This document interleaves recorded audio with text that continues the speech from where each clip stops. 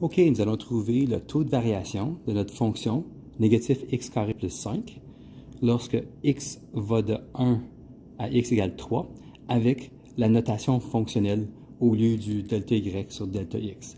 Alors, on va se souvenir que la valeur d'une fonction, c'est comme le y.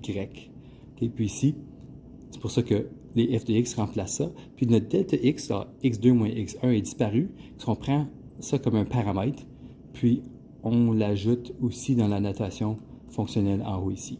Donc, on regarde nos deux valeurs de x. Ce qui nous intéresse, c'est juste le x1. Alors, on ne prendra pas les deux valeurs de x. Alors, on a x1 égale 1. Ça, c'est la valeur qui va être utilisée dans l'équation.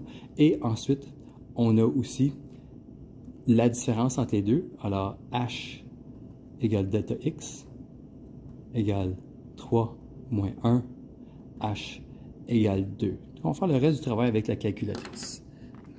Alors ici, on va commencer par aller au mode graphique juste pour définir notre fonction. Donc, ça va être f1 de x égale négatif x carré plus 5. Alors, le graphique apparaît, mais ce n'est pas ça qui nous intéresse. On va retourner à l'accueil, puis ensuite, on va choisir le mode calcul. Puis si on veut entrer cette équation-là sous forme fonctionnelle, première chose que je vais faire, c'est contrôle division pour avoir ma fraction. Puis maintenant, pour utiliser la fonction que j'ai entrée, je vais peser le bouton var. Alors, var me donne la liste de toutes les choses que j'ai créées. Puis, à cause que j'ai fermé mon classeur avant de commencer, c'est la seule option que j'ai. Il se peut que vous avez une très grande liste, là. Dans ce cas-là, c'est plus facile de recommencer. Donc, c'est F, comme ça.